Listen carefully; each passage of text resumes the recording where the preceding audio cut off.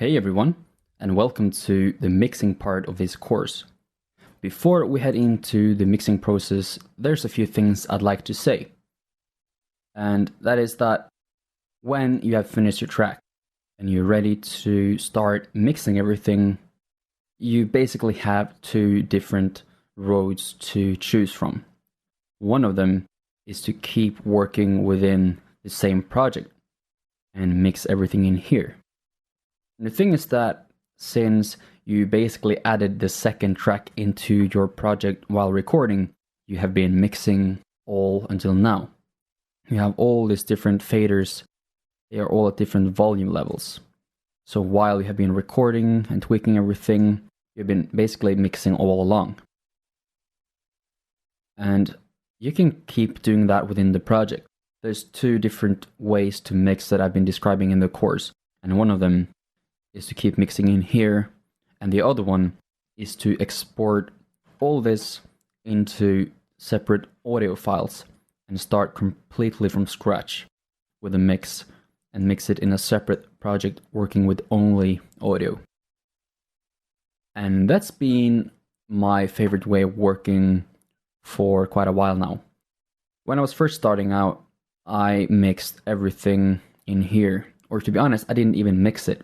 I just quickly tweaked the volume while recording, and then when the track was done like this, I just hit export, and that was it. No mastering, no mixing. It sounded okay, but the production could have been so much better if I just knew what I was doing. But later, I realized that when I started working with only audio, the clarity and the punch and everything in my mixes became a lot better. So I kept exporting the audio and starting from scratch with every mix, because then I could really hear everything with fresh ears and find mistakes I've been doing and just making everything as good as it can be from scratch. I still know a lot of composers who make fantastic mixes just inside their Cubase project. And for this example, I've actually chosen to work within the Cubase project as well. And there's a reason for this, because originally my plan was to show you guys the technique of exporting the audio and doing everything from scratch as the main technique in this course. However, I tried to do that, and you can still find the videos of me exporting and preparing that project to do that process. But as I started to record those videos, I realized that this mix sounded much better. I couldn't get the mix I started from scratch to sound as good as this one did before I started the mixing process. And this is simply because the balance has been refined a bit all the way through the recording process, so everything sounds pretty good together. And also sent it to a few people who didn't even realize it was not mixed yet.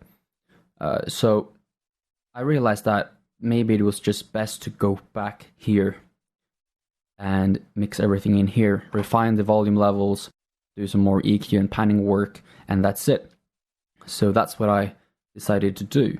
Now, you can choose to do either one of those. It doesn't really matter, because the thing is that I had this original plan for the mixing stage of this course, which did not work out. And I was kinda not sure if I should just continue with the original plan and show you the original technique I had in mind, or if I should change the plans and go in this direction that I knew would sound better. And then I realized that this is what this course is about.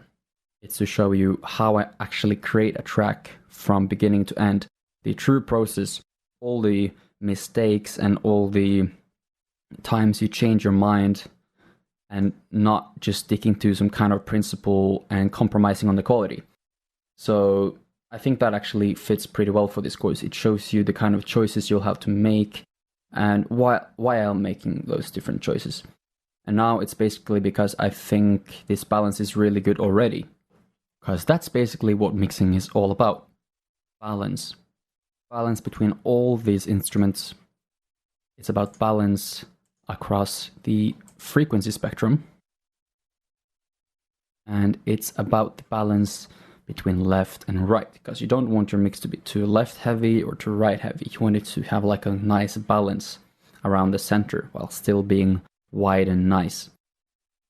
So balance is like the one thing you're trying to achieve through the mixing stage.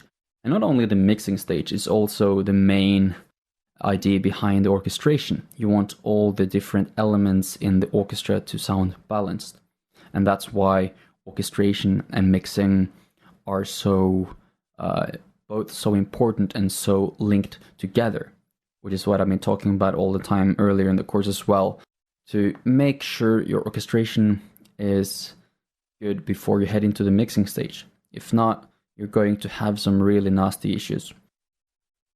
Now, let's start talking about the mix, because even though I've now decided to mix within this project and not starting completely from scratch, the principles are exactly the same. We're still going to go through the exact same 5-step process with the volume levels, the panning, the EQ, and the compression and reverbs.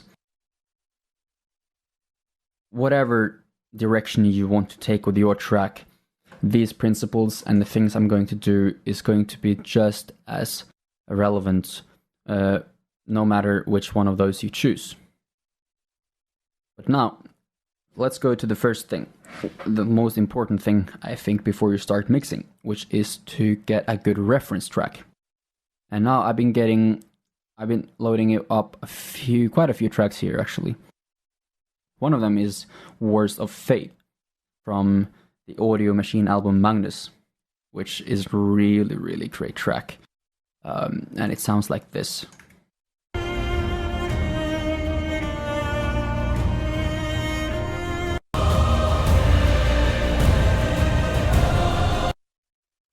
And I think this track is using the same choirs as I've been using, and it has kind of that big choir epic feeling over it, similar to my track. So I want to use that as the reference to get the same kind of balance in my track.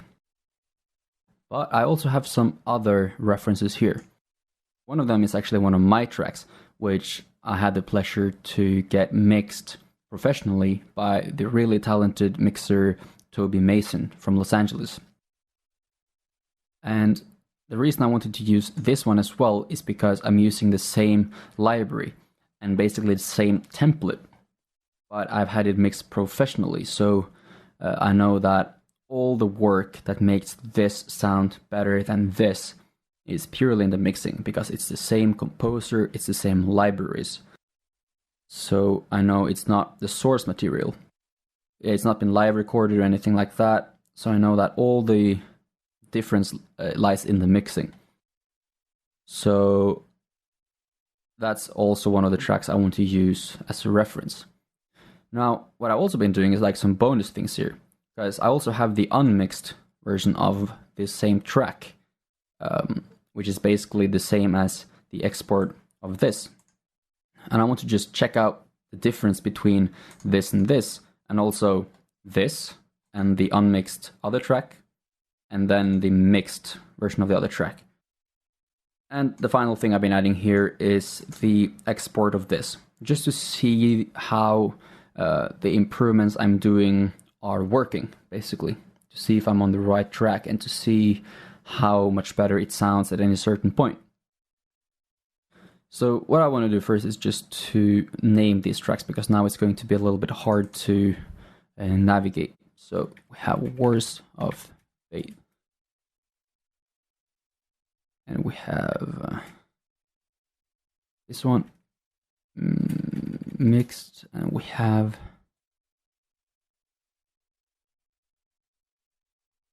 called Bad, and we have unmixed, which is this one. Maybe I should make them a little bit different colors. Yeah, I also want to make this one, yeah, just slightly different colors, so it makes it a little bit easier for me to find exactly a track I want at any certain point, so I can just quickly turn them on and off without having to search for them. Now, let's just check out the differences between this and these ones. First, let's listen to our unmixed stuff.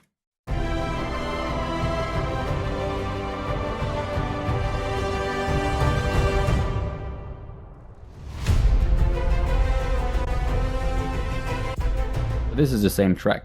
And then we have my track here.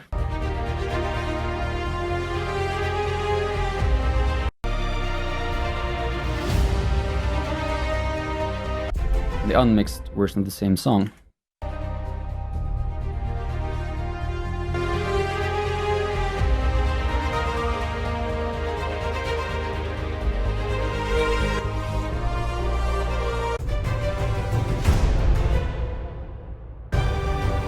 And then we have the Audio Machine track.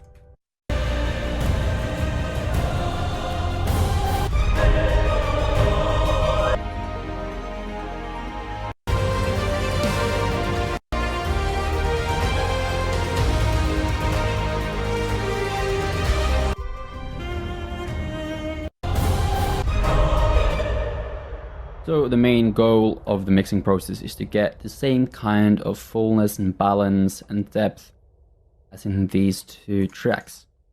And these two are just like a little bit of alternative reference in the direction I don't want to go, to see how it could have been and how I want it to be. And this is going to be what we're going to work with. And this is the current state of this track, which we're going to check up while mixing. So now we're actually pretty much ready to start heading into the first stage of the mixing process, which is going to be the most important one as well, which is the volume levels. That's what we're going to check out in the next video.